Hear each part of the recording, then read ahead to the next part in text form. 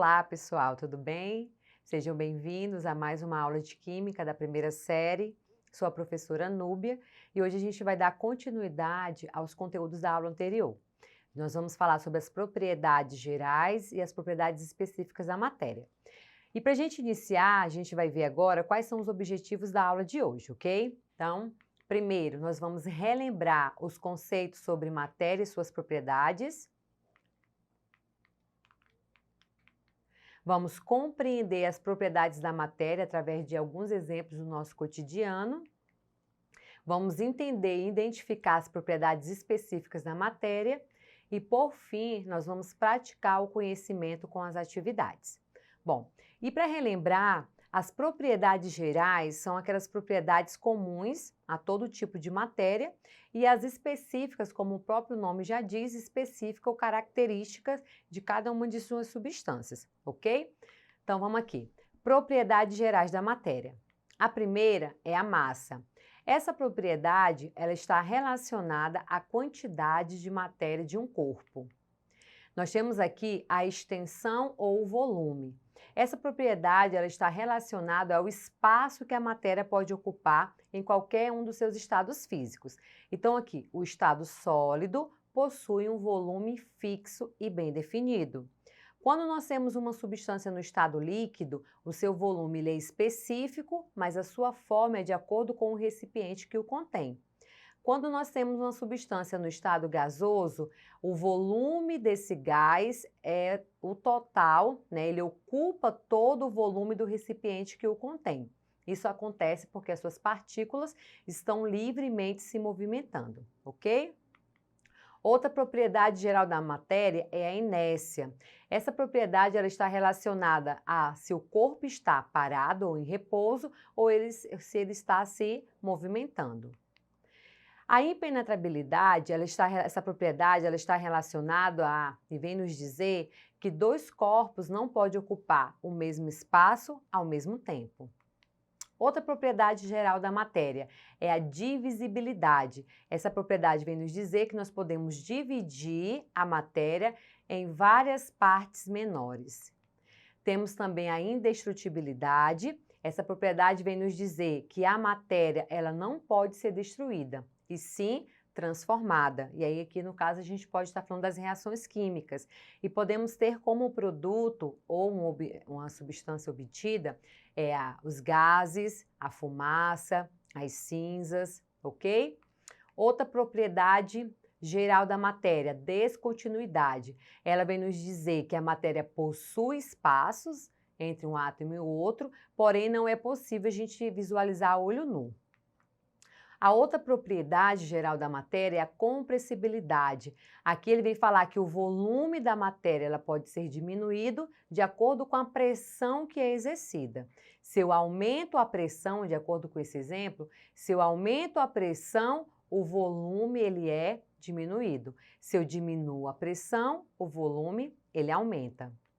Temos também a elasticidade. Essa propriedade vem falar que quando a força que é exercida diminui sobre essa matéria, ele pode voltar ao seu estado de origem normal, ok? Então, a gente tem aqui o elástico sendo puxado, né, entre as duas mãos, e quando essa força que foi exercida diminui, ele pode voltar à sua forma de origem, ok?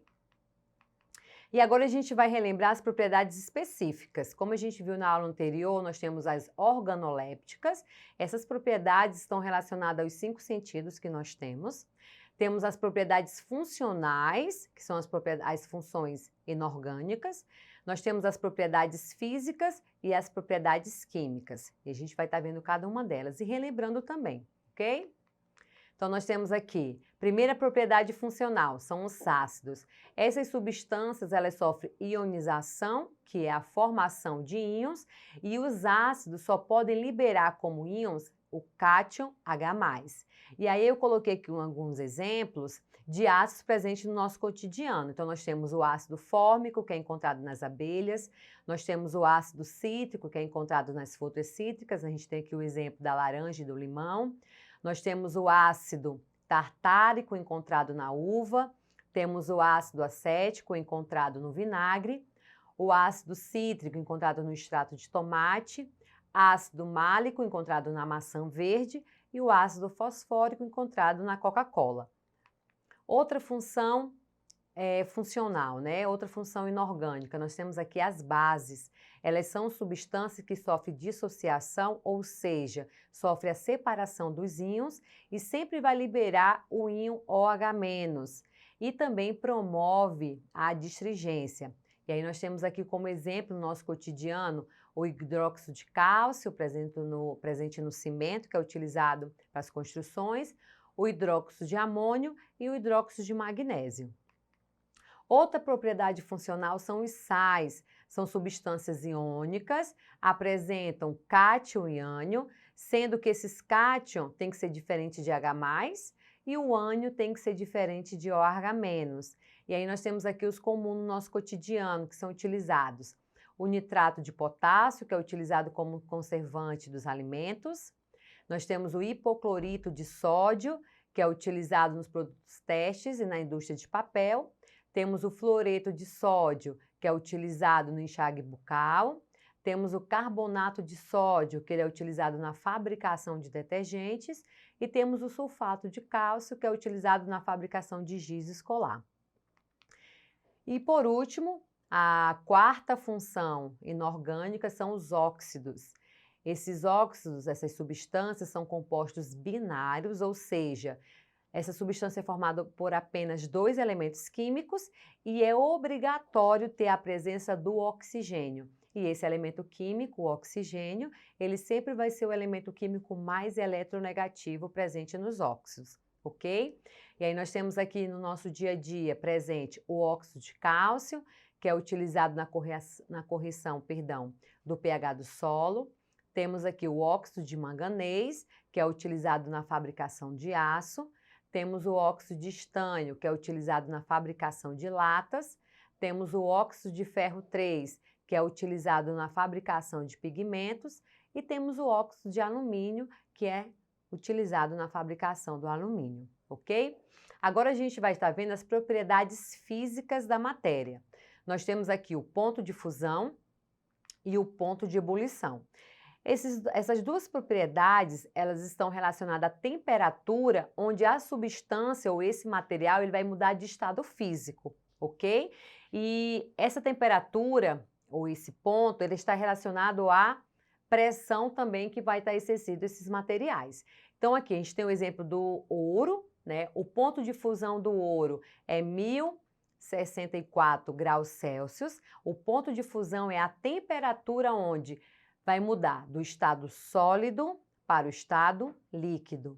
E o ponto de ebulição é quando eu tenho uma substância que vai mudar do estado líquido para o estado gasoso. E aí que a gente tem o exemplo da água, onde o ponto de ebulição dessa substância é 100 graus Celsius, ok? Então, ponto de fusão e ponto de ebulição estão relacionadas às temperaturas onde a gente vai ter a mudança de estado físico da substância ou desse material, ok?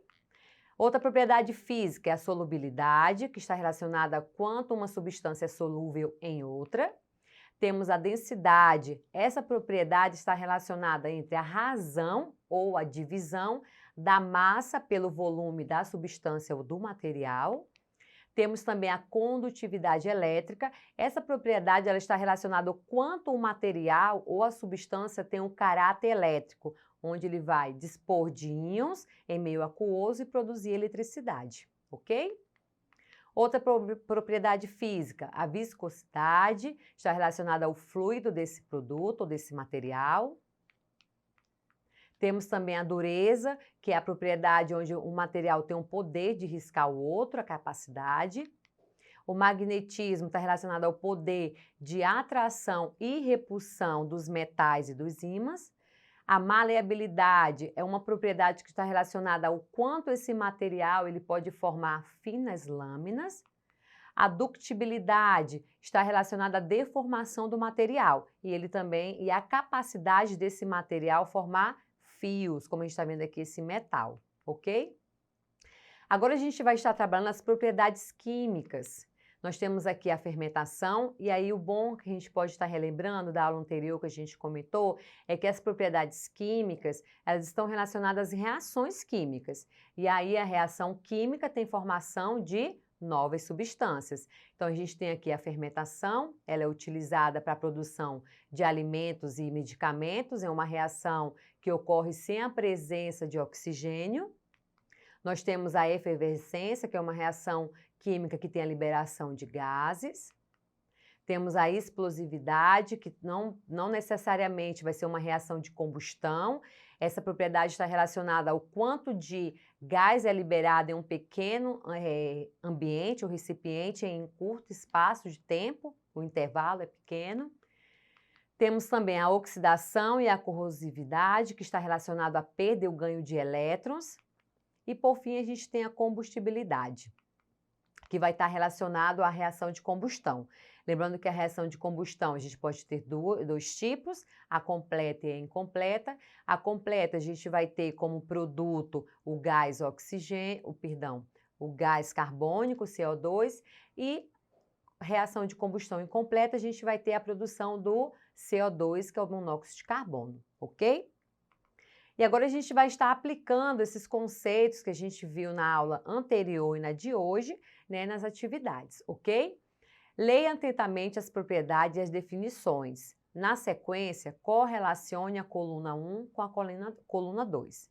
Então, aqui na coluna 1, a gente tem as propriedades gerais e na coluna 2, a gente tem as definições. Então, aqui a primeira. A matéria ocupa um lugar no espaço. Qual dessas propriedades, né, a gente poderia colocar aqui? A matéria ocupa um lugar no espaço. Se é lugar no espaço, está falando de volume. Então, a gente tem aqui extensão ou volume. Duas porções da matéria não podem, ao mesmo tempo, ocupar o mesmo lugar no espaço. Então, a gente pode estar falando aqui da impenetrabilidade. A quantidade de matéria de um corpo. Então, aqui a gente está falando da massa. A matéria só modifica seu estado de repouso ou de movimento quando uma força, a ação de uma força é exercida. Então, a gente vai estar falando aqui da inércia. E a ação de forças, a matéria reduz o seu volume. Então, aqui a gente vai estar falando da compressibilidade. Então, se a gente fosse completar, seria essa a resposta, ok? Questão 2.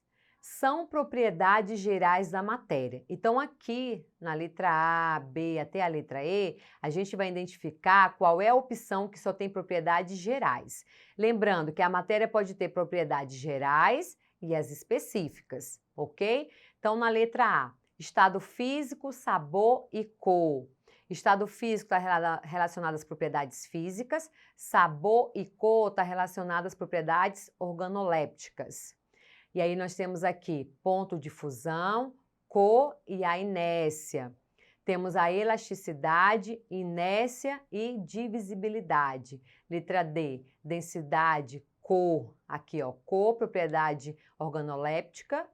E a letra E, solubilidade, divisibilidade e densidade. Então a opção correta é a letra C, porque a elasticidade, a inércia e a divisibilidade, todas essas três características estão relacionadas às propriedades gerais da matéria, ok? Então, na aula de hoje, a gente revisou e identificou algumas propriedades da matéria presentes no nosso cotidiano. Não deixe de acessar a plataforma Eduque para rever essa e outras aulas. Bons estudos e até a próxima!